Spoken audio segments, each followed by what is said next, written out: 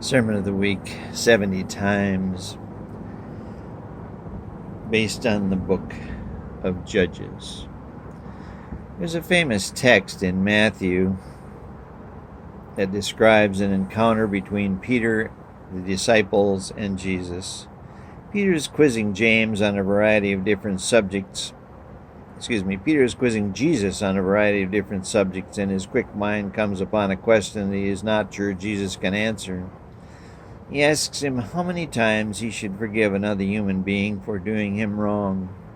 Peter's pride comes to the fore, and having read the rigid Old Testament laws, he finishes his question with this quote, "Till 7 times," Matthew 18:22. But as always, the Master is ready with this and any other question. He floors Peter by saying, "Until 70 times 7. Peter's eyes drop to the ground, but Jesus raises them with the parable of the servant, and so it went. Jesus had and has the correct answer to every and any question. But how many of us take advantage of this? Some do, but most do not. It has been that way throughout human history and does not change. From Eve all the way to our chaotic 21st century, difficult questions are asked, but all too often we come up with our own answers. The end result is probably about 50-50. Humans are right about half the time. Flipping a coin would probably give us just as good results, maybe better. Probably the finest example of humanity producing its own answers is found in the book of Judges. Once you sit down to read it, you will be astounded at the futility of humanity. A little background is in order. Israel had just spent 400 years in captivity in Egypt building pyramids and a vast number of other large structures. Egypt was the premier ruler of the world and had been so for at least 15 centuries. God had found 8 humans that believed in truth in 2348 BC and thus preserved humanity that was self-destructing with a flood. Egypt before and after the flood was the number one power in all the world, as Egyptology demonstrates. God again found a few in Egypt that believed in truth and decided it was time to set them up in their own separate kingdom in hopes of spreading the influence of truth to the whole world. This new kingdom would then establish a peaceful example, and soon the whole world would come to believe in truth and the true God, and everyone would live happily ever after. Right? On with the story. Moses and several other truth believers, with the help of their newfound superweapon, the true God, led an exodus of some 1 million Hebrews from Egypt to the new land God had promised them. Because of their own wrong choices, it took Israel 40 years to travel a 40-day journey in the desert to their new home, the land called Canaan.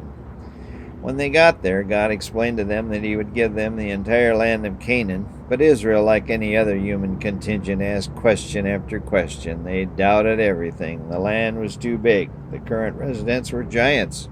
The cities were fortresses. They had no chance and decided Egypt wasn't such a bad place after all.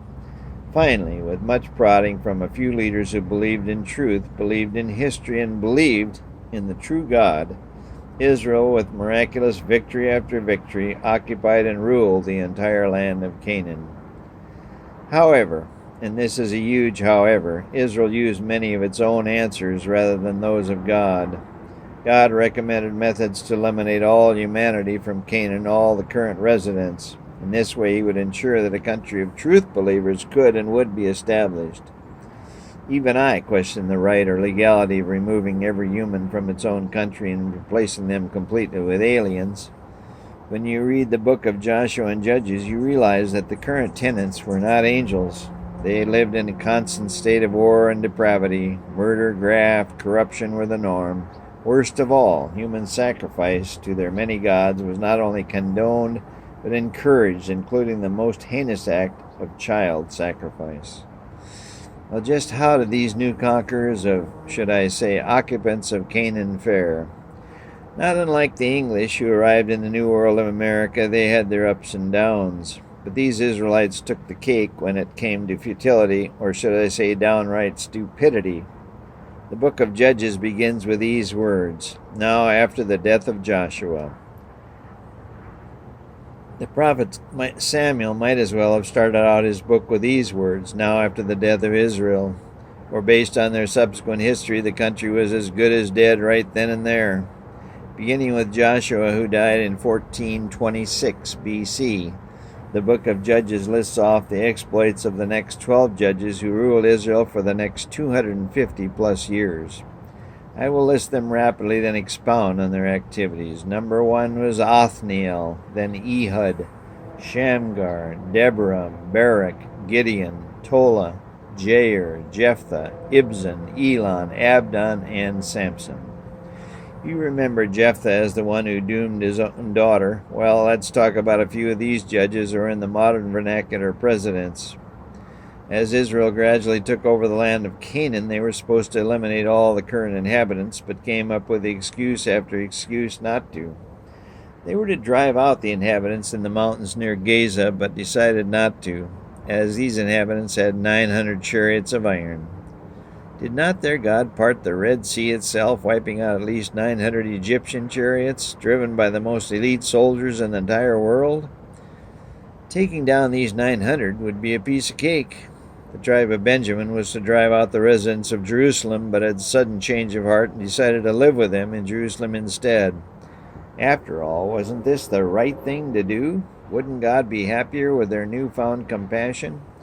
As we shall see, the results were disastrous. Instead of leading the residents to the ways of truth, the residents led the newbies to the way of evil. Othniel was the first judge and kept his new country of Israel on the right path, or as the book of Judges puts it, period of rest. But as soon, I repeat, as soon as Othniel died, Israel fell off the wagon. They went back to warring and whoring, ignoring their God, the creator of the universe and the sustainer of their people. They took to worshiping the vast number of idols generously supplied by the Canaanites, and the country slipped back into complete chaos. The world outside Canaan watched the news and saw an opportunity. The king of Moab decided revenge was in order, and he led his army against Canaan, now Israel, and took control of the land.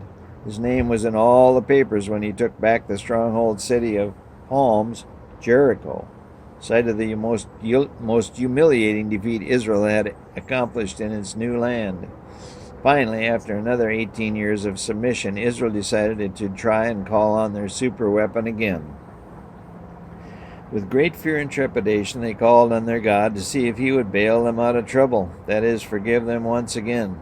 True to his word in Matthew 18:22, and to their surprise and relief, he did forgive them. God found Ehud, a left-handed Benjamite, and Ehud asked for and received an audience with the Moabite king Eglon. Ehud had a two-edged dagger about 18 inches long and hid it in his coat. Eglon was a very fat man, and when the two were finally alone, Ehud stabbed the king in the abdomen. The knife went up to the hilt and all the way to the end of the handle. Ehud could not get it out, so he made a quick exit. He then returned with his army and conquered Moab, and the land had rest for 80 years. But again and again, Israel slid off into the self-destructive path. In fact, at least half of the 250-plus years of judges, of presidents ruling Israel were spent under the rule of another country. The last judge of this awful period was none other than one of the most famous persons in all history, Samson. Samson's birth was announced by an angel of God, and he was consecrated a Nazirite from his birth. When he came of age, he became judge of Israel. We all know the stories of Samson. He became God's little superweapon. He killed lions, slew literally thousands of men, but he had one little weakness. He liked tall women. The Philistines were a tall people, and Samson could not get enough of them. For 20 years, his extraordinary feats of strength and power kept Israel's foes at bay and Israel in a period of rest. But another tall woman now took up the challenge.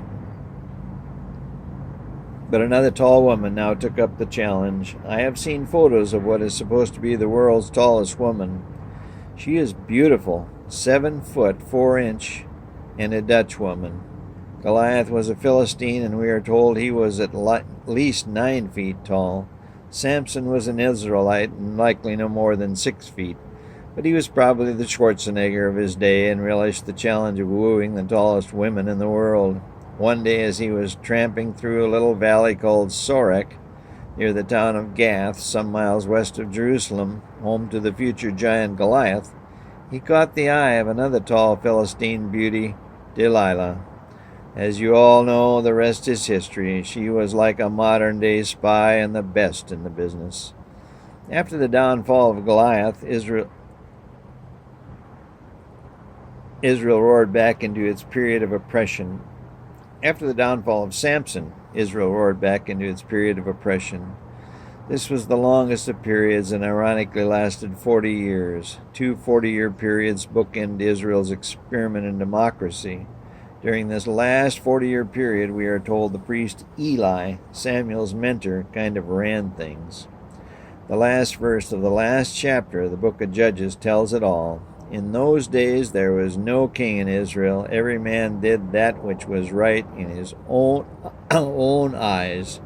Judges 21:25. Well, that's it. The story of Israel's Canaanite beginnings in a nutshell, and what a full nutshell it is. Israel committed every sin, every depravity, every act of deceit, every treasonous act anyone can imagine. In fact, the author of this book of Judges, the prophet Samuel, who took over for Eli and became the last judge of Israel, couldn't begin to put it all down in words. I'm sure he left out the very worst, fearing no one would dare read it. If only we had a Zapruder film, but alas, only a few of us could bear watching it. After reading the book of Judges, it seems obvious to me, and I'm sure to all of you, that there is much to be learned. I will point out three of the things. Number one, a country that governs without in some way consulting the true God of the universe and adhering to his principles is doomed to not only fail, but fail in a chaotic way. Just take a look at the history of our earth. Adam and the patriarchs who ruled from 4004 BC until the flood of 2348 BC failed miserably. Every imagination of the thoughts of his heart was only evil continually. Genesis 6:5. Egypt then dominated for a millennium, but her gods, or pharaohs, all lay dead in the sand. The aforementioned Israel, despite having direct communication with God of the universe and use of his superweapons, made a disaster out of their government and their peoples, until, in 605 BC, God finally canceled the show and turned things over to Nebuchadnezzar of Babylon. Marching on through history, Medo-Persia, Greece, and finally Rome fared no better. Rome thought they finally had the answer to eternal peace. They decided to kill God, their creator and the creator of the universe. As my nephew so poignantly says to me, "How'd that work out for you?" My answer is the same every time: not so good. On we go. Spain, Britain, France, Russia, Italy, China, Japan, Germany, and now the English expatriates, the Americans. Is this the first world power to base its constitution on the God of the universe? Maybe, maybe not. But it too ignores much of its own constitution and forever is trying to eliminate the God of the universe from it. It has to fight for its freedom and does at times acknowledge that maybe there is something to God's principles. Chaos from within and terror from without continually challenge it, but the answers are few and far between. Another God-based country or peoples has again risen to the fore and also bases its government on God's principles. In spite of this, a fierce hate has developed between the two. How can countries adhere to the principles of God and be at odds? Sadly, the answer is no country is adhering to them. Israel had periods of rest, but oppression always returned. Why? We have been staring at it point blank today. If you don't stick to all of God's principles, history tells you you will fail. Over and over again, history repeats itself and will continue to do so. Number two, is there a way out? Is there a way to live in peace and harmony? The answer is an emphatic yes. Thou shalt love the Lord thy God with all thy heart, and with all thy soul, and with all thy strength, and with all thy mind, and thy neighbor as thyself. Luke 10:27. It is in full capitals in the Bible, indicating its importance. Sounds simple enough, all but that last little phrase, thy neighbor as thyself. From Cain on down, no human save one has grasped the significance of that four-letter phrase. But thanks be to God, one human did. Finally, we come to number 3. The one human who did grasp the significance of the phrase, thy neighbor as thyself, was in fact its author. It took 4,000 years to do it, but after atrocity upon atrocity, the kingdom of Rome decided to kill God. In 31 AD, 4,035 years after God created humanity, they killed their creator, hoping by doing so to end all the chaos and develop a permanent peace. How many times did Christ tell Peter to forgive his neighbor? 70 times 7 or 490 times? I know I've sinned an infinite number of times, but for the sake of argument, let's say it's 490 and counting. Multiplying that by the number of humans that has experienced life, say 100 billion and 300 billion angels, 2 good and 1 bad for each of us, that is about 200 trillion sins. The real good news is that God, the God of truth, the creator of the universe, even forgave us from killing him. God has forgiven his creatures 200 trillion times at least. How can you not believe and love a God who will do that? And how can you not increase your instances of forgiving others? And how can the governments of our world not increase the instances of forgiveness? God can and will settle differences and disputes in a peaceful way. All we have to do is let him. Keep studying your Bible. It's full of every answer you will ever need. Remember what happens when you wander away from the principles of the God of truth. You will certainly experience a period of oppression, but there is hope. The good news is, remember what happens when you adhere to the principles of God's truth. You will experience a period of rest.